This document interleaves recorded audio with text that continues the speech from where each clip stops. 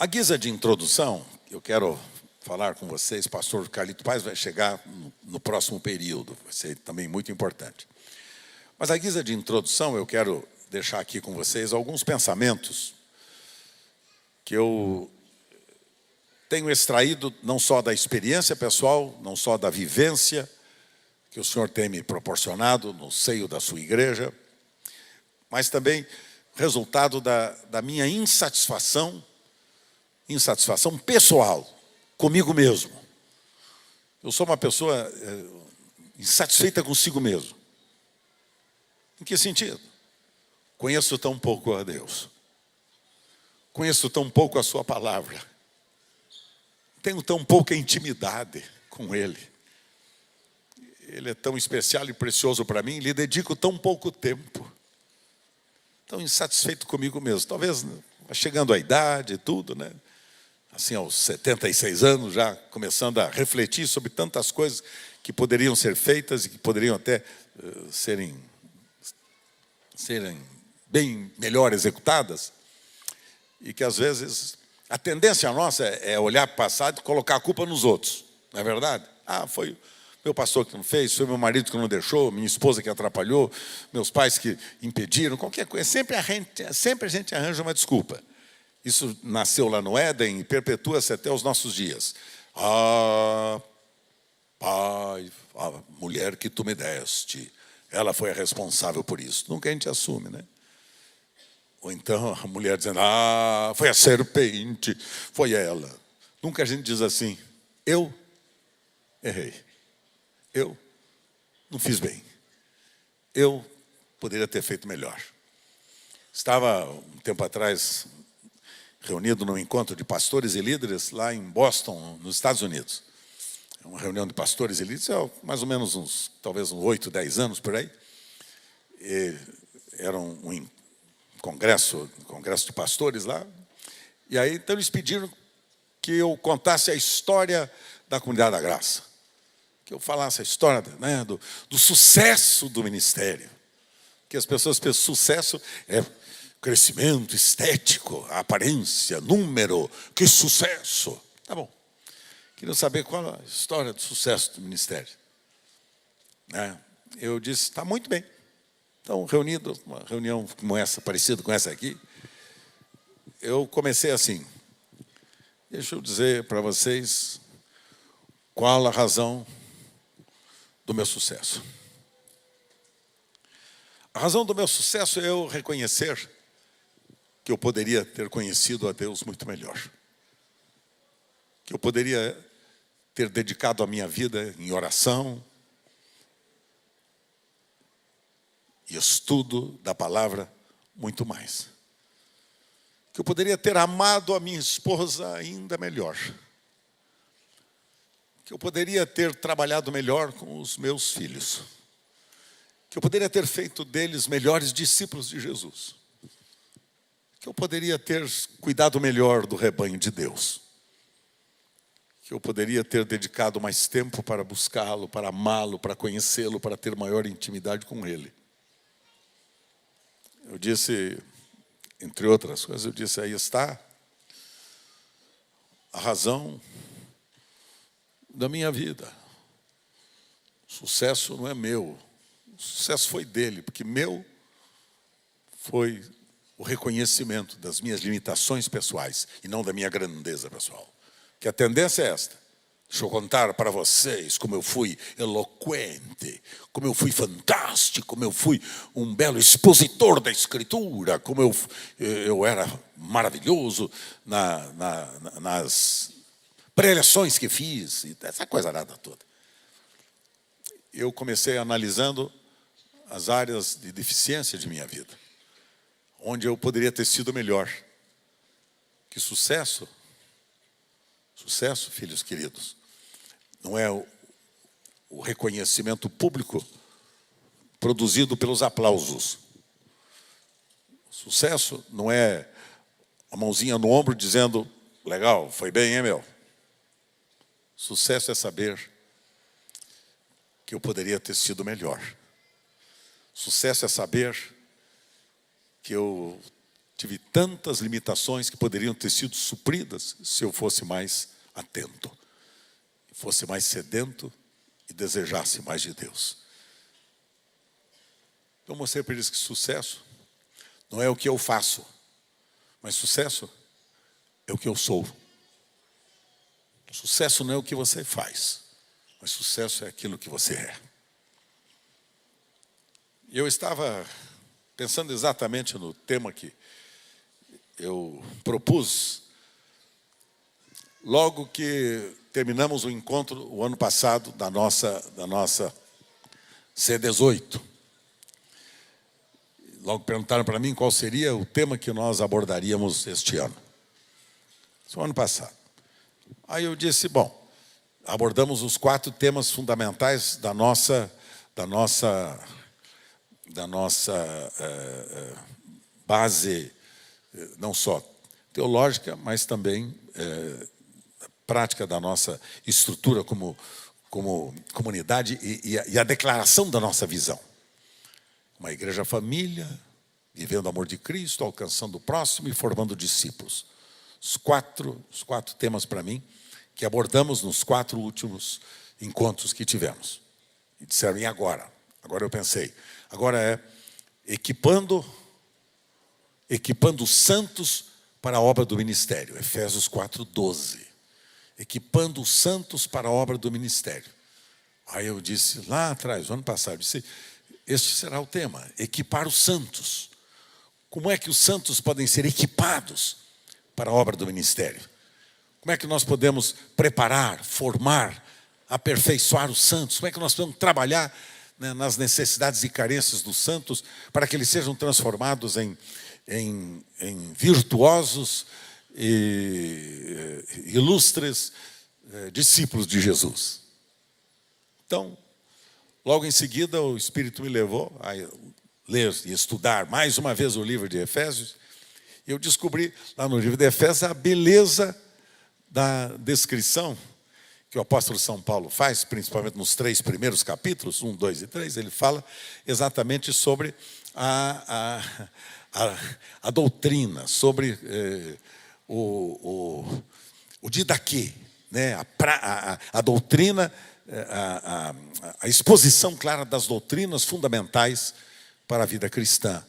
No que diz respeito, ele trata lá exatamente sobre a igreja como o corpo de Cristo, como a família de Deus e outras figuras mais. E eu disse, ótimo. Quando cheguei no capítulo 4, 5 e 6, aí eu comecei a descobrir umas coisas para mim tão importantes, e eu conheço a Escritura já há tantos anos e não havia entendido claramente esta verdade.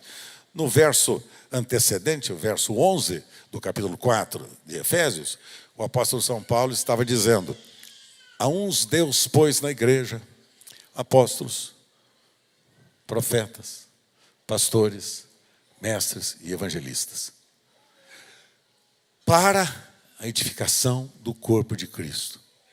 Eu disse, mas que fulano cabeçudo sou eu. Edificar o corpo de Cristo depende, basicamente, de 5 ministérios que atuam na igreja para edificar o corpo de Cristo, para formar o corpo de Cristo e capacitar o corpo de Cristo a viver como corpo de Cristo. A viver como o corpo de Cristo, uma das figuras alegóricas, né, que a Escritura do Novo Testamento oferece, a viver como o corpo de Cristo, como a família de Deus.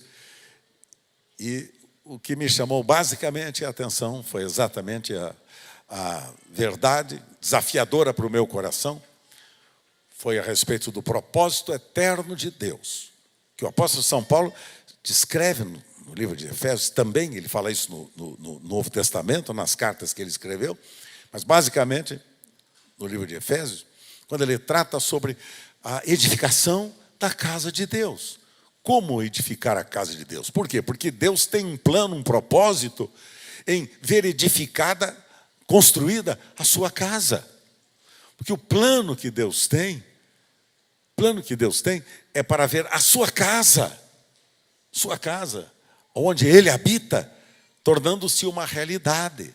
Então, o grande desafio nosso como cristãos é sermos cooperadores de Deus, lavoura de Deus e edifício de Deus, no sentido de sermos particularmente cooperadores com Deus no trabalho que Ele está fazendo nos nossos dias, em ver a sua casa, a casa de Deus edificada. Equivocadamente, muitas vezes nós usamos a expressão agora, eu vou à casa de Deus. Eu vou lá na casa de Deus agora. Ou então alguns dizem, eu vou na igreja. Eu vou na casa de Deus, eu vou na igreja. Espera, isso aqui não é casa de Deus. Esse prédio que vocês estão vendo aqui, muito bem construído, de bom gosto, e muito esmero, dedicação. Isso aqui não é casa de Deus. Sabe onde está a casa de Deus? Dá um toque aí, vê se consegue dar um toque aí. Vê. Está vivo? Está vivo? E aí? E aí, como é que é? Está vivo? Você não tocou em ninguém, como é que você fala que está vivo? Bom. Onde está a casa de Deus? Se eu pedisse você dar um beliscão na casa de Deus, como é que você daria? Não, mano. Com respeito. Vai sobrar, né, cara? Aí está a casa de Deus. Se eu dissesse para você, vamos à igreja. Vamos à igreja. Como é que você faria? Vamos até a igreja. Aí você perguntaria assim, qual o irmão que nós vamos visitar hoje? Vamos à igreja, vamos encontrar com o nosso irmão. Quem é a igreja? Quem é a igreja? Nós não, você. Coletivamente, nós somos a casa de Deus. Então, o grande sonho do coração de Deus é exatamente ter uma casa para Ele habitar, para Ele morar, para Ele residir, para Ele conviver, para Ele aperfeiçoar, para Ele colocar os móveis adequados nesta casa, para Ele colocar os enfeites adequados nesta casa. Aí está a casa. E o plano e o projeto e o propósito que Deus tem desde a eternidade, quando criou o ser humano, foi exatamente ter no ser humano o lugar da sua habitação. Que habitação? Qual habitação? Da Trindade. Pai, Filho e Espírito Santo querem habitar numa casa. Qual casa? Qual casa? Faça um sinal, qual casa? Diz, senhora, a minha aqui, senhor. A minha aqui, senhor. Habita na minha casa aqui, senhor. Mas vem com tudo, senhor. Vem o Pai, vem o Filho, vem o Espírito Santo. Venha com a tua plenitude. Venha e habite na minha casa. Então aqui está uma ilustração. Quero dizer que essas ilustrações eu extraí do livro do meu amigo Ed Lio. Ilustração que ele tem nesse livro, que eu achei fantástica, né? Ele expõe com muita clareza estas verdades que me animaram o coração. Muito, muito mesmo. Então, o Pai, o Filho e o Espírito Santo. O Espírito Santo é o empreiteiro, é o realizador, né? É aquele que trabalha em cooperação com o Filho e com o Pai. O Filho como arquiteto, tem um plano, tem um projeto, tem um desenho. E o Pai é o chefe, é o proprietário, é o dono desta casa. Ele é o proprietário desta casa. Ele é o dono da sua casa, da minha casa. Lá está o Filho trabalhando, arquitetando, planejando, mostrando como é que funciona aquela planta, aquele desenho, e os móveis onde serão colocados, como é que você pode dispor esta casa, oferecê-la organizadamente, para que o Espírito Santo, que é o empreiteiro, que é o realizador, possa ir trabalhando para aperfeiçoar esta casa, equipar esta casa para o projeto, o propósito para o qual o Pai tem para você. Apenas uma pequena reflexão sobre as características da verdadeira igreja de Jesus e como é que tem sido visto isto nos dias atuais. Por exemplo, por que é que Jesus pregava o evangelho para constituir e formar a sua casa? Qual a realidade que levou Jesus a anunciar as boas novas para dar início a esta casa, construir esta casa? Qual a maior necessidade nos dias atuais, nos dias de hoje, para que nós tenhamos a clara convicção que estamos trabalhando na construção e edificação de uma casa, de um prédio. Somos lavoura de Deus, somos o edifício, somos a casa, o edifício de Deus. E, portanto, somos cooperadores de Deus, diz o apóstolo São Paulo, no trabalho da formação da sua casa.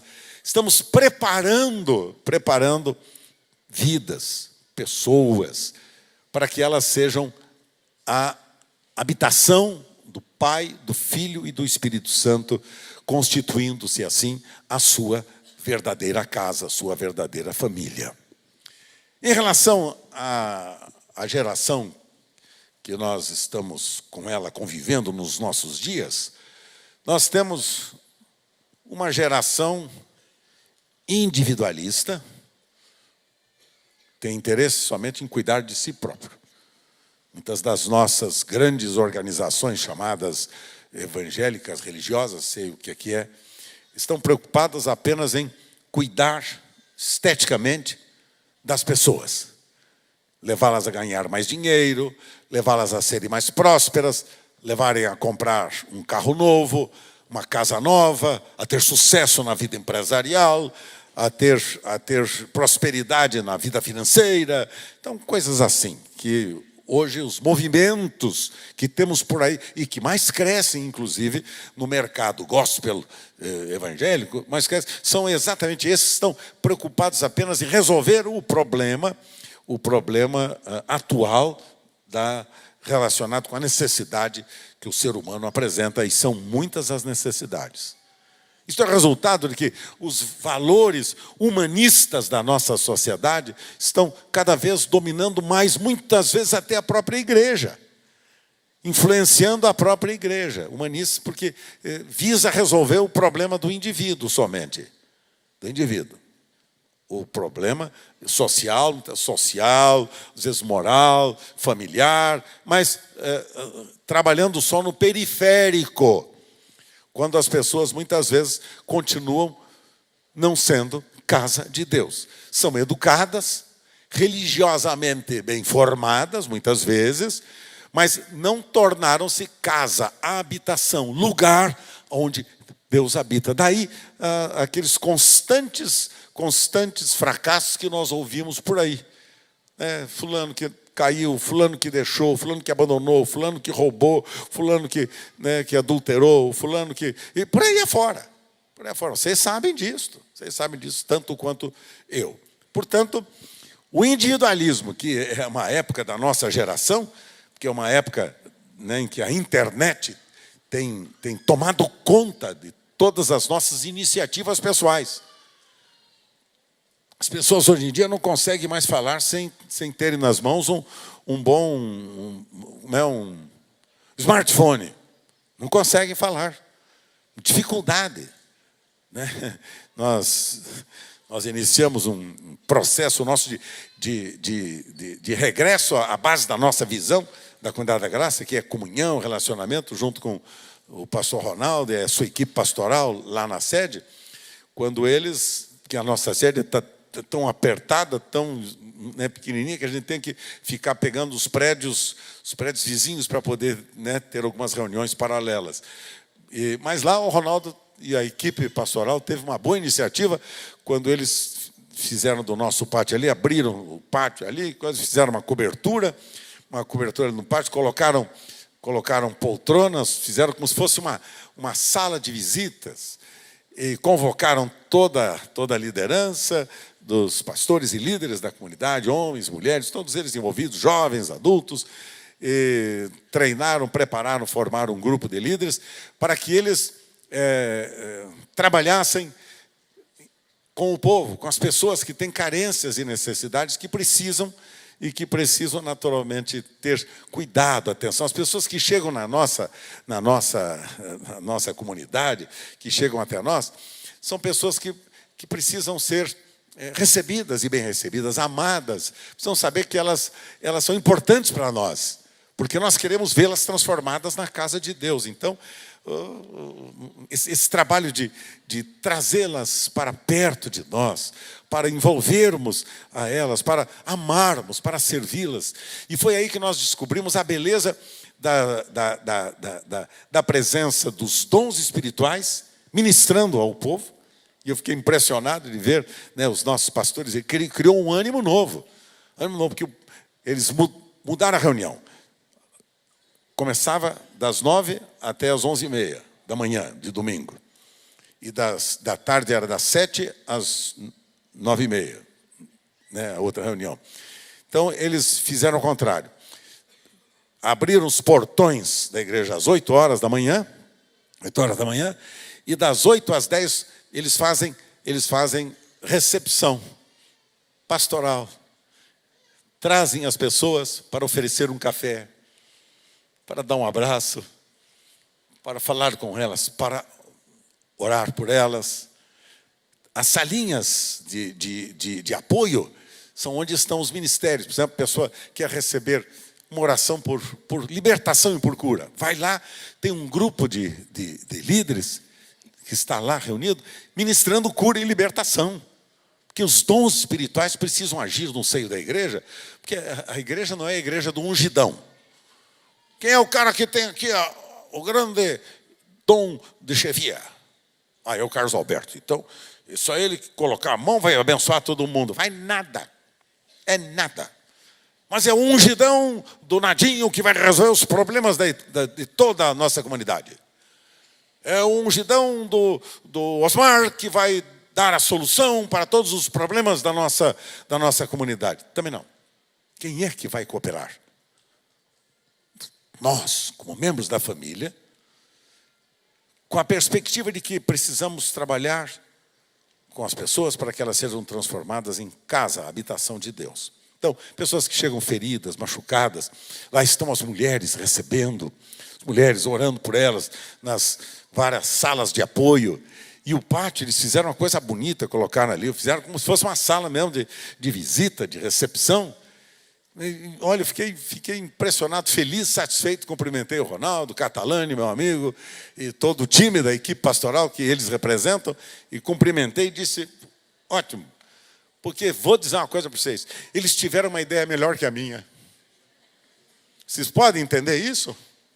Vocês podem entender isso? Sim ou não? Obrigado pelo apoio. Pelo apoio ao Ronaldo. Brincando, né?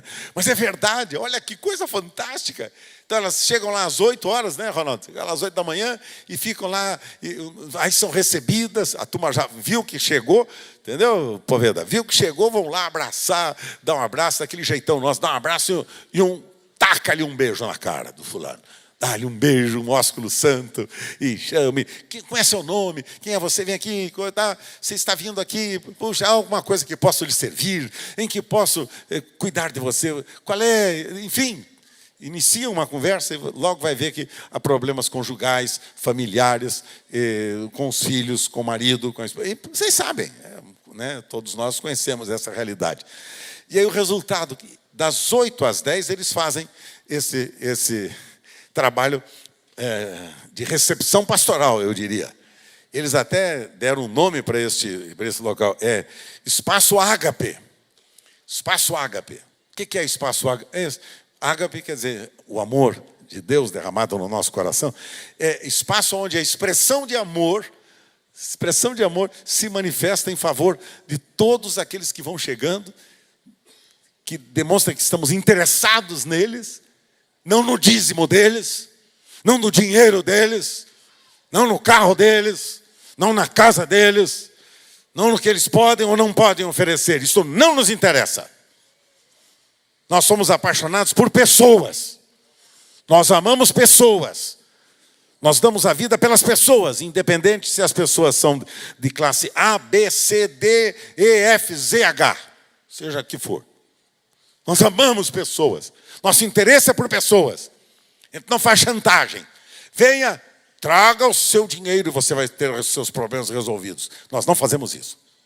Não fazemos. A nossa paixão é a mesma paixão de Jesus, lembra? A paixão de Jesus é por pessoas. Sendo o jovem rico, ou o amigo Lázaro, ou os miseráveis que não tinham o que comer e que ele os alimentou. Essa paixão de Jesus é por pessoas. E eu não quero ter outra paixão na minha vida até o último dia da minha existência que não seja por pessoas. Por isso que lhes digo constantemente, amo você. Amo você. Amo você. Amo você.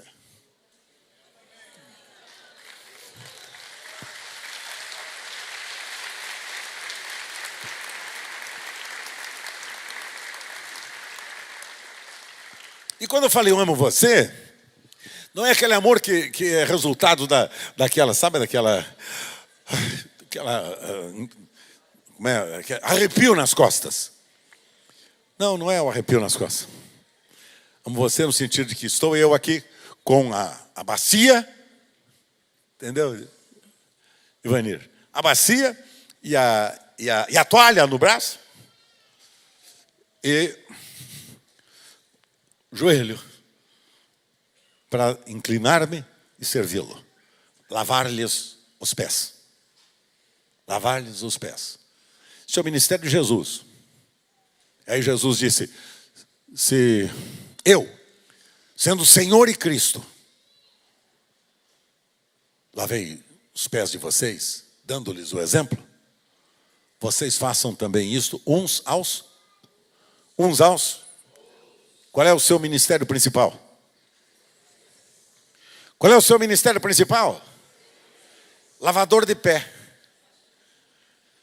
Você é um lavador de pé. Pé encardido, pé deformado, o pé cheio de ferida ou de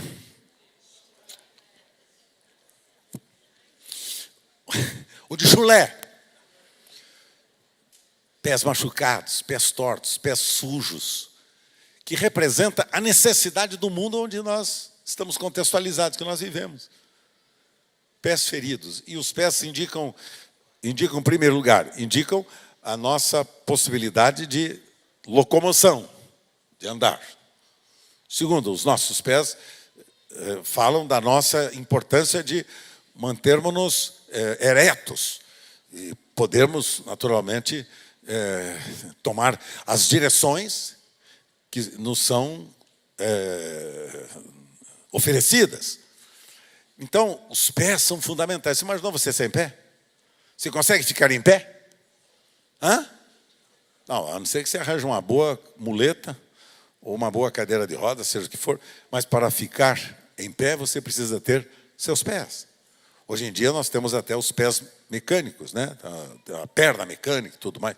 Então, meus queridos, o que me deixou impressionado e cheio de gratidão a Deus foi que a equipe de liderança da nossa comunidade sede, os nossos jovens pastores da comunidade sede e os demais, que não é só os jovens, os demais, todos que estão comigo há mais de 40 anos no ministério aqui em Vila Carrão, todos eles vieram e disseram para mim, Carlos Alberto, como eu estive com você nesses 40 anos, estarei com o seu filho e com os seus obreiros todos os dias da minha vida. Eu disse, puxa, por quê? Ele disse, porque Deus me chamou para cooperar com o ministério de serviço e eu estou ligado a esta família chamada Comunidade da Graça. Com ela eu vou até o último dia da minha vida. Me deixou tão animado, entusiasmado. Mas os resultados, vocês não podem imaginar. Pessoas sendo curadas, libertadas, consoladas, fortalecidas. E eu estive lá só para ver. Fiquei dando a volta. Fiquei dando uma volta. Só para dar uma olhada. Abraçava um, tirava foto com um, tirava foto. Não sei porque elas insistem em tirar foto comigo. Pô, tem gente muito mais bonita aí para tirar foto, não tem não? Eu acho que elas estão interessadas mais na minha camisa. Viu? Sei por que eles tiram foto. Ontem vocês não viram, mas ontem uns 10 pastores vieram todos do uniforme novo da Comunidade da Graça. Vocês viram? O pastor Nadinho não veio com a dele. Nadinho, cadê a sua, Nadinho? Cadê o Nadinho aí? Cadê o Nadinho? Ah, está ali. Pô, Nadinho, isso não veio com a sua. É do uniforme da Comunidade da Graça. Não tem? Vou lhe arranjar uma. Vou lhe dar de presente uma camisa linda. Eu dei uma para o Antunes. Dá uma olhada, não é aquela que eu dei para ele. Eu dei uma mais bonita para ele. Dei uma mais bonita para ele. Ele falou, eu falei, cadê a camisa que eu te dei, seu cachorrão velho? Com muito amor e carinho, está entendendo? Pô, cadê a camisa que eu te dei? Ele falou, ficou muito grande. Ficou grande demais. Então eu falei, então me dá de volta que eu vou dar uma outra para você. Porque agora ele está magrinho, bonitão, todo simpático. A Wanda está toda vaidosa até, toda metida. Tá? Só porque ele agora mudou o número da camisa. Antes era GG, X, large. Agora é medium. Ele virou agora um corpinho de bailarino espanhol. Sabe aquele bailarino espanhol? Sabe aquele? É o Antunes. Vocês já pensaram em ver o Antunes transformado em bailarino espanhol? Meu Deus do céu. Vamos à palavra. Meu Deus do céu, o que é que eu estou fazendo? O que é que eu estou fazendo da vida? É que vocês me deixam assim. Vocês aqui me deixam tão alegre, tão feliz, né, com a atenção e o carinho de vocês. Mas o que é que eu estou querendo dizer? É que nesse encontro, a única coisa que eu observei e falei com o Ronaldo, com a turma da liderança, eu disse, filho, dá uma olhada, coloca uma plaquinha aqui, né? Desligue o seu smartphone. Desligue o seu celular. Porque o pessoal chegou, sentou, e a primeira coisa que faz é o smartphone. Coisa louca, é um vício maligno. Coisa louca, maligno. As pessoas criaram uma dependência desse celular. Às vezes eu vejo aqui, porque agora com esse negócio de dizer que a Bíblia está no smartphone também, mentira. Eles ficam com o smartphone ligado, aí você pensa que eles estão lendo a Bíblia. Mentira, estão respondendo os WhatsApps, os messengers, as porcariadas todas. Ah, o senhor já viu isso? Já. Gente que tome cuidado quando sentar perto de mim com o teu smartphone, que eu vou estar olhando. Quero saber o que é que você está vendo. Ô vício maldito. É uma coisa louca. Não é hora de responder o WhatsApp, nem Facebook, nem porcariada toda. Inclusive eu mandei tirar todas essas porcarias do meu. Estou com o meu telefonezinho, o meu telefone, um zapzinho só, para falar com os meus amigos, receber a comunicação do Osmar, que manda para mim, né, Osmar? O Osmar é muito espiritual, ele me manda as melhores páginas teológicas da história do cristianismo atual. O Osmar é fuçador. Vocês não conhecem o Osmar? O Osmar é louquinho.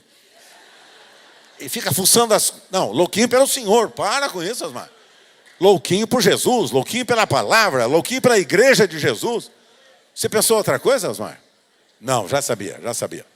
Então, Osmar fica... Eu gosto de gente assim. Gente que me provoca. Gente que me edifica. Não gosto de receber esses negócios de zap aí de... Ai, eu vi que o irmão entrou, não me deu atenção. O outro falou mal de mim.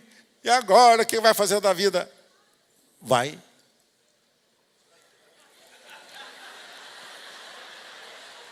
orar por ele. O que vocês pensaram que eu ia dizer? O que vocês pensaram que eu ia falar? Vai orar por ele, vai abençoá-lo, vai amá-lo. Mas não perca tempo com conversa fiada. Nesta época toda que nós estamos vivendo no Brasil, que coisa louca, vocês já viram essas mensagens? Alguém falou A, o outro grita B, e aí vem atrás o acompanhamento musical, que fala mal da filha, da tia, da comadre, da mãe, do pai, da superiora e até mesmo às vezes da identidade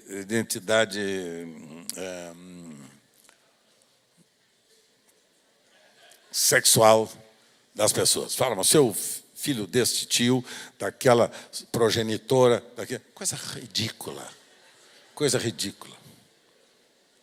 Mas vamos para frente. Então, vivemos numa era voltada para si próprio, para si mesmo. Desejo até de não se casar, de não ter filhos. Por quê?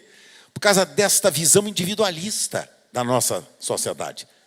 Por que eu vou ter filhos? Por que eu vou ter mais filhos se eu posso ficar, por enquanto, sem filhos para eu poder viajar pelo mundo afora? Que o grande desafio é viajar pelo mundo afora e não cumprir o propósito eterno de Deus, que é ser pais de uma família com filhos semelhantes a Jesus. E outro, ambição financeira, tudo faz parte da história da nossa geração, que os estudiosos chamaram de geração pós-moderna. Pós-moderna, uma geração moderna. Agora, estamos esperando que a pós-moderna resolva os problemas do passado. Então, de forma sutil, Satanás está impondo os valores aos cristãos, esses valores individualistas da nossa sociedade. Ele não confronta a igreja, mas o seu intuito é fazer com que a igreja tenha uma visão míope, ou seja, medíocre, defeituosa e distorcida. Esse é o trabalho do diabo. Para destruir a igreja, sutilmente ele entra com esta mudança de valores, e sutilmente nós vamos nos adequando a estas mudanças todas. E o que é que temos pregado nos nossos púlpitos? É o projeto eterno de Deus? O que temos pregado? Temos pregado nos púlpitos um evangelho que busca sucesso pessoal, realização pessoal, realização dos seus problemas pessoais, em relação à prosperidade, à conquista. Hoje em dia se fala muito de conquista, poderosos, os grandes poderosos. Esse é o negócio. Aliás, o evangelho dá muito lucro financeiro para os seus pregadores. Sabe, queridos, Deus não nos chamou para nós sermos consumidores, mas Ele nos chamou para sermos produtores dos projetos que Ele tem para com a sociedade ao nosso redor. Mas produtores do quê? Não consumidores, não o posto de gasolina, não a igreja supermercado. Não, mas produtores do quê? Como família de Deus, produzimos o quê? Vida, cura, paz, libertação pessoal, ações condizentes com a própria vida cristã, preocupação com o ensino, com formação de vidas, com o discipulado, com o amor, com o serviço, basicamente fundamentado no nosso maior ministério, que é lavarmos os pés uns dos outros. A essência do Evangelho de Jesus está no dar e não no receber. Mais bem-aventurado, disse Jesus, é dar do que receber. Nós não fomos chamados para buscarmos bênçãos, os catadores de bênçãos, os cariolatras, mas nós somos chamados para sermos os produtores, os que, através do serviço que prestam uns aos outros, abençoam as pessoas. Todos nós temos dons e talentos. Fomos abençoados para podermos abençoar uns aos outros. Aí o apóstolo Pedro diz assim para nós: servi uns aos outros, cada um conforme o dom que recebeu, como bons dispenseiros da multiforme graça de Deus. Portanto, o clamor do meu e do seu coração deve ser este: Senhor, usa-me para a tua glória. Complete-se através de mim teu projeto, teu propósito, teus sonhos, teus desejos e a tua vocação. Sabe por que essas distorções todas? Porque nós perdemos de vista a ênfase do propósito eterno que Deus tem para com a humanidade. Ele, quando cria o homem, e esse propósito já existia desde antes da fundação do mundo, quando ele cria o homem à sua imagem, à sua semelhança, e coloca o homem num jardim, e forma deste homem a sua esposa, a sua mulher, e dá ao homem a sua ajudadora idônea, a sua companheira, sua melhor amiga, e dá a este homem para quê? Para que este homem, no jardim, cumprisse o propósito de Deus, que era ser ele, este homem, a casa, a habitação, a morada de Deus. E o jardim era o lugar onde Deus vinha, diz o livro de Gênesis, vinha nesse jardim, estar junto com o homem, estar com ele, No final de cada tarde, vinha lá o pai, amoroso pai, o filho e o espírito, né? Estavam lá, a trindade, e vinham estar junto com o homem que ele havia acabado de criar.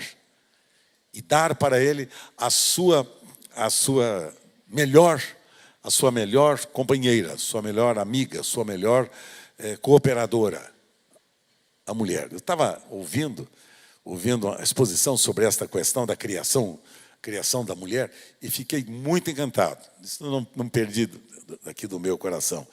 Quando o Senhor cria o homem, cria só o homem. A mulher aguarde um pouquinho. Porque a mulher, como é a melhor parte, ele vai dar depois. Tem que esperar. Tá? Ele cria o homem, e aí o que é que ele faz? Quando o carinha está dormindo, descansando, pesado sono, ele vai lá, tira do homem uma costela. Tira de quem? Tira de quem? Do homem uma costela. E então, desta costela, ele transforma em uma mulher. Linda, preciosa, especial, tirada de dentro do homem. Tirada de dentro do homem. Sabe de onde é que o Senhor tirou a Sueli? Para dar para mim? De dentro de mim. Entendeu, Edu? Sueli já estava aqui em mim e ela nem sabia desse fato. Dentro de mim. Por isso que eu a honro. Por isso que eu a amo. Porque amar e honrar a sua esposa é honrar e amar o seu próprio corpo, diz o apóstolo São Paulo em Efésios 4. 20 em diante. É amar o seu próprio. Quem ama a sua esposa, ama-se a si mesmo, diz o apóstolo São Paulo. Por quê? Porque ela foi tirada de dentro de você. Onde é que estava essa bichinha aqui, cara? Dentro de você. E você notou que ele te deu o melhor? Muito bonito. Para quê? Para ser a sua ajudadora idônea. Quando se trata de ajudadora, não é uma empregada doméstica, não é isso, não. Não é a lavadora de roupa. Ah, Deus me deu uma lavadora de roupa, que legal. Ah, Deus me deu uma cozinheira eficiente. Ah, que legal. Não deu para você não, Poveda. Nada disso. Deu para você que ele tinha de melhor, cara. Dá um toque nela aí. Dá uma olhadinha nela. O que você achou? Quem ela é? Quando Adão deu essa viradinha assim, como você fez agora, apaixonada para Dilma, quando Adão olhou para a mulher, ele falou: é osso dos meus ossos. Ela é a pessoa mais importante da minha vida, ela faz parte da minha vida. Olha o que eu fui capaz de produzir. Alguém mais bonito do que eu, mais sensível do que eu, melhor do que eu, mais ungido do que eu, mais virtuoso do que eu, e deu para cooperar comigo, para estar ao meu lado, não atrás, não na frente, lado a lado, lado a lado, lado a lado. Ah, alguém sempre diz um adágio popular aí: ah, conhece-se o homem pela mulher que está atrás dele. Isso é bobagem. Bobagem. Ela nunca está atrás e nem na frente, lado a lado. Lado a lado. Lado a lado. Lado a lado. Juntos, cooperando juntos na implantação do projeto de Deus. E qual era o projeto que Deus tinha no Éden? Projeto de fazer do Éden a sua casa. Para isso ele coloca o homem e a mulher no jardim e faz com que agora homem e mulher cooperem com ele para que, através da expansão do Éden, o projeto de Deus se manifestasse, que era construir a sua casa para ele habitar. Que Deus maravilhoso. Quando eu comecei a estudar sobre isso, eu fiquei encantado. Que Deus maravilhoso. Um caba tão encardido como eu e como você, ele resolveu habitar em nós. Ele resolveu habitar em quem? Em você. E dá uma olhada se você é grande coisa. Pensa aí se você por acaso tem algum mérito pessoal para que isso aconteça. Dá uma olhada em quem é você. Encardido, chato, rebelde, desobediente. Assim éramos no passado. Sim ou não? Mas ele resolveu habitar em mim e em você. E por que é que ele resolveu habitar em mim e em você? Porque Deus queria ter uma casa. Deus queria ter uma casa para habitar. Esta casa é você. Individualmente é você. Coletivamente, como é que se chama esta casa? Chama-se a família de Deus. Que nesta casa agora vem habitar os seus filhos, sua família. A família do coração deste Pai, que ama esta família. Então, a casa de Deus, que é a morada de Deus, que é a habitação de Deus, ela é o nosso grande desafio. Você no ministério foi chamado para construir a casa de Deus. E aí o Edilio me ajuda muito com algumas ilustrações. Dá para projetar a ilustração agora? Gustavinho, querido, não sei onde é que está tu? O pessoal lá de cima. Isso, minha turma, me ajudei. Então, pronto, vamos lá no segundo. Pronto, ó. Aqui nós temos aquilo que o Edilio chamou de a parábola da casa de pedra. Vamos repetir o texto de Pedro. Vocês também estão sendo utilizados como pedras vivas na edificação de uma casa espiritual para serem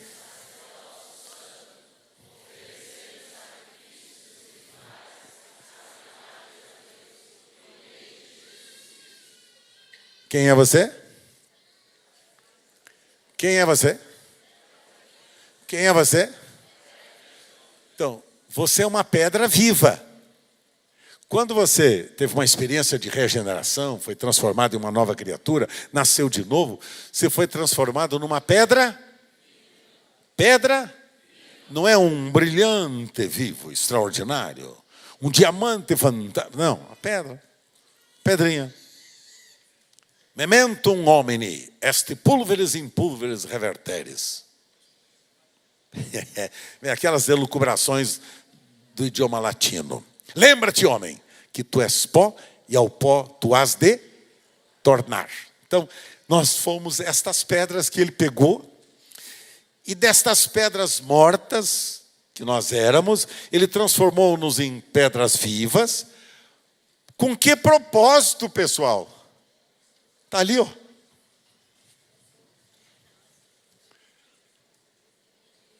Edificação de uma casa espiritual para serem o quê? Sacerdotes santos. Você não foi chamado para ser qualquer um. Sacerdócio santo, oferecendo sacrifícios espirituais aceitáveis a Deus por meio de Jesus Cristo. Então, particularmente, quem é você? Pedra. Quantas pedras tenho aqui nesta manhã? Quanta pedrinha? Pedras vivas. Pedras vivas. Estas pedras vivas, diz a Escritura, que o Senhor tomou exatamente para a construção da sua própria casa. Está vendo ali a casa? Ali está a casa. Constituída de várias pedras. Estão vendo? É aquela velha alegoria que eu, quando falo sobre isso, procuro expor, relacionada com o que muitas vezes nós temos feito com a Igreja de Jesus. A gente evangeliza as pessoas, traz as pessoas e amontoa tudo na igreja. Entendeu, Fabinho? Amontoa, joga todo mundo na igreja. Aí nós temos, olha que grupo maravilhoso. Olha, a nossa igreja cresceu tanto. Temos agora 50 mil pedras. 50 mil pedras. Onde elas estão? Elas estão empilhadas ali. Estão empilhadas ali fora, estão amontoadas ali fora. Espera aí. As pedras, as pessoas que se transformam em pedras vivas, não são transformadas em pedras vivas para serem colocadas num monte de tijolos, num monte de pedras. Elas foram chamadas para edificar uma. Por exemplo, esta parede aqui. Quantas pedras ela tem? Quantos tijolos ela tem? Centenas de tijolos. Todos eles estão dispostos um sobre o outro, constituindo aqui uma casa. Agora, deixa eu perguntar para você.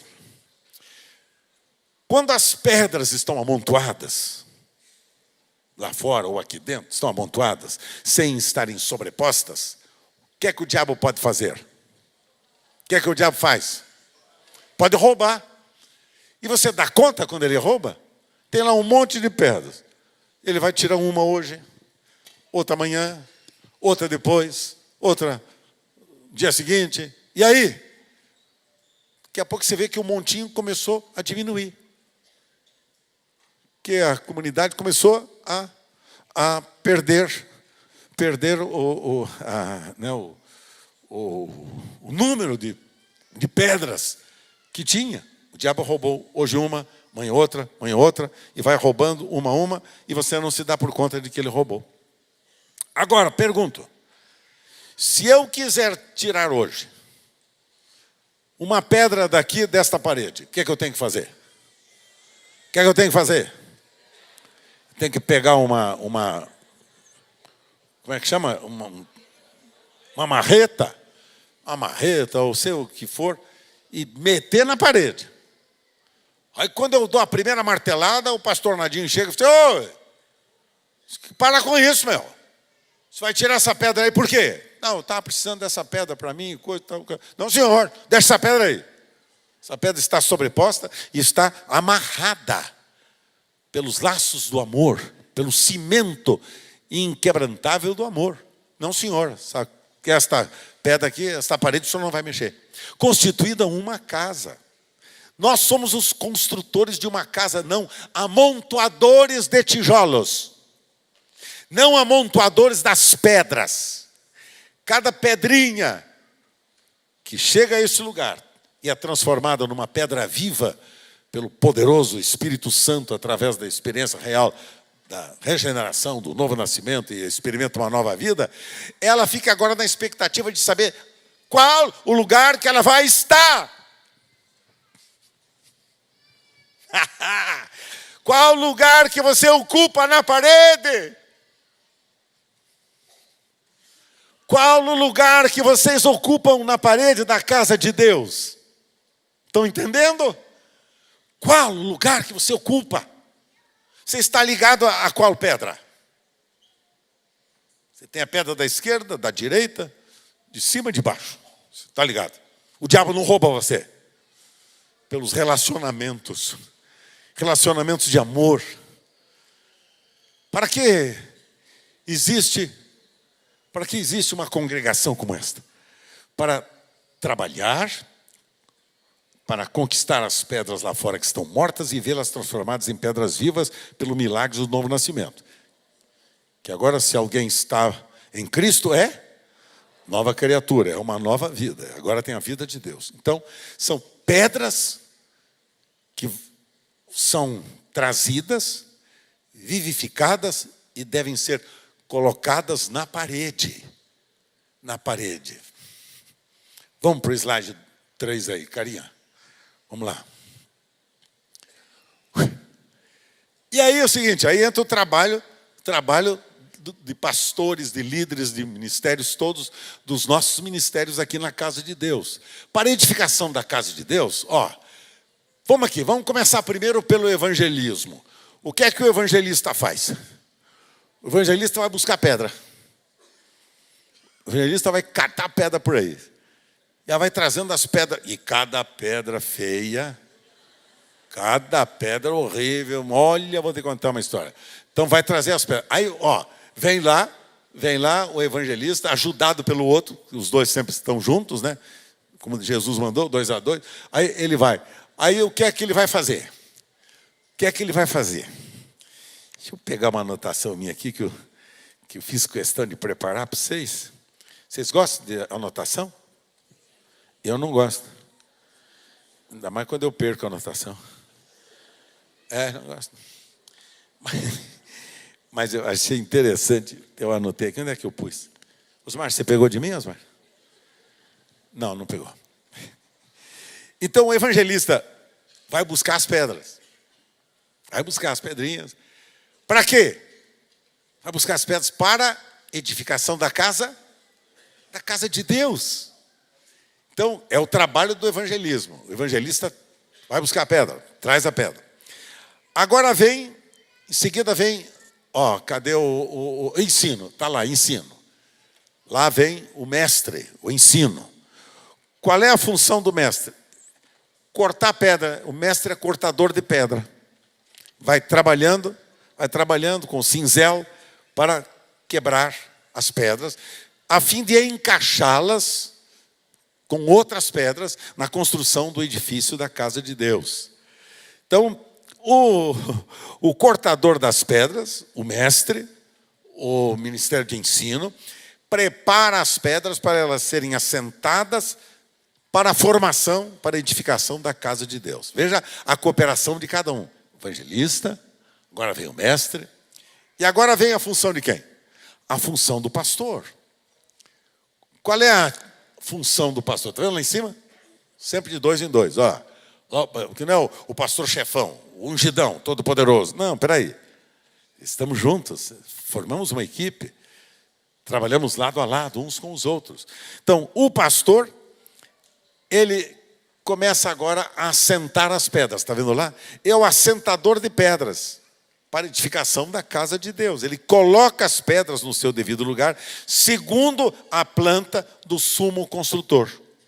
Então, ele agora pega as pedras que o evangelista trouxe, que o mestre trabalhou, e o pastor agora tem a função de colocar as pedras no seu devido lugar.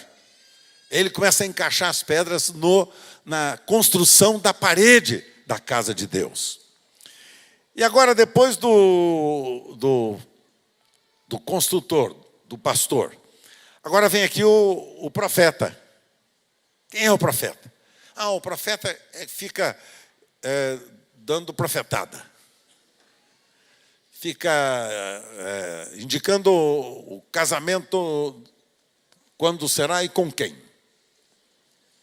O profeta fica olhando para o futuro e dizendo bobagem.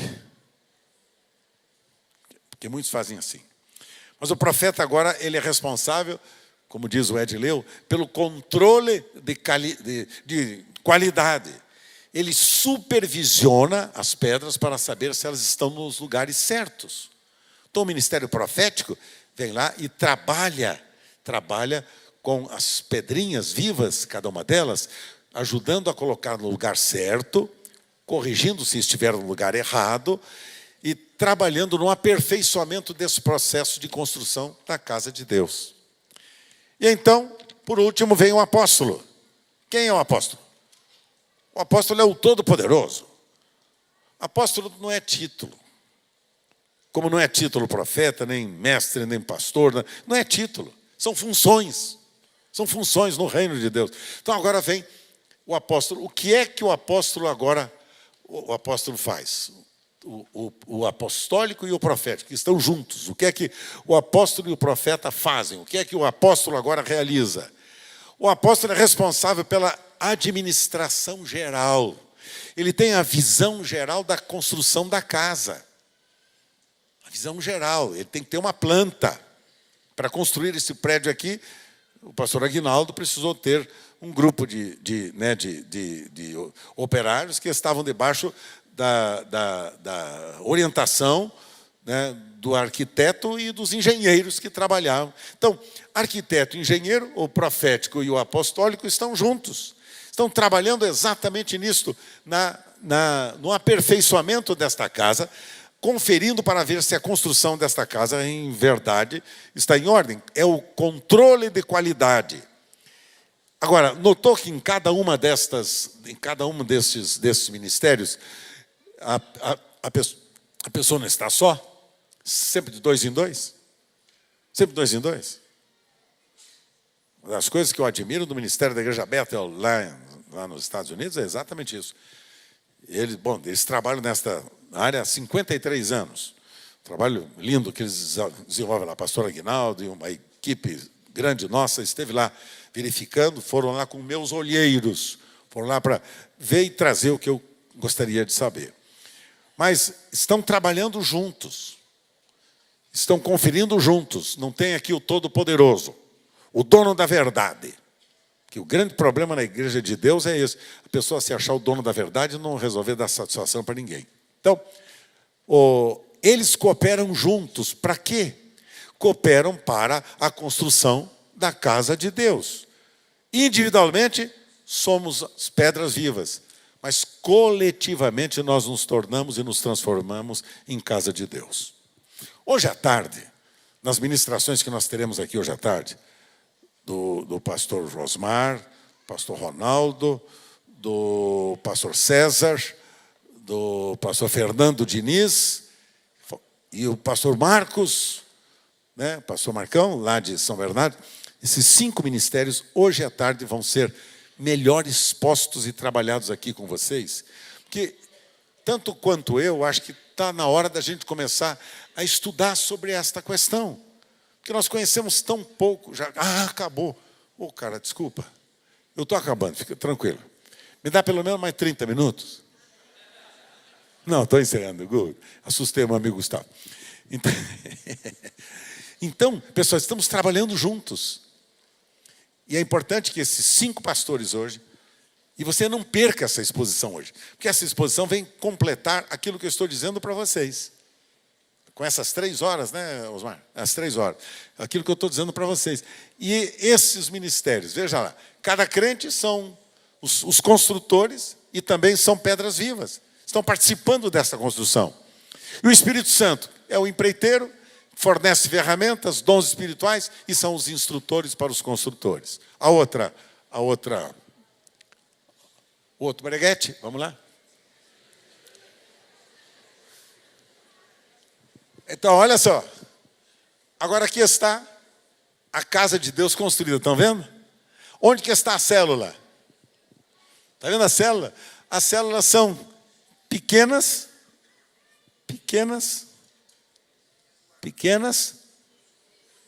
quartos da casa de Deus que nós estamos construindo.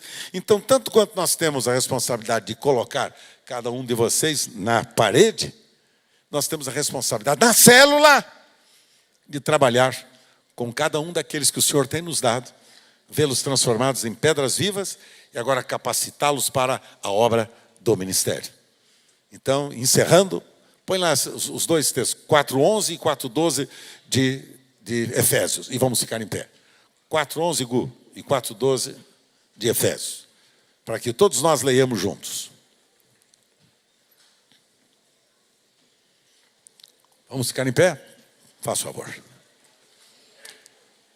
Efésios 4:11 e 12.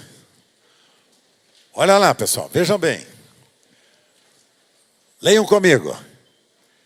E ele designou para apóstolos,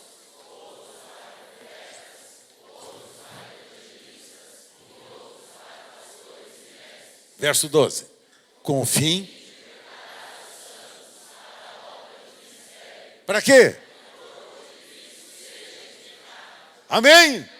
Aleluia! É assim que funciona! É assim que funciona! Olá, Calzinha! É assim que funciona na casa de Deus.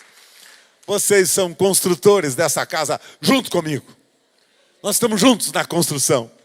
Eu não sou maior que você, nem você maior. Agora é importante descobrir qual a graça que Deus tem lhe dado. Como evangelista, como pastor, como profeta, como mestre, como apóstolo, para ajudar a construir a casa de Deus. Sabe por que muitas das nossas casas estão todas destruídas? Porque não tem construtores. Não temos construtores. Então você precisa trabalhar para levantar os construtores, para ajudar você a construir a casa de Deus. E as células são os quartinhos, é o aposento, né? São os aposentos, são, enfim, sei lá, isso aí.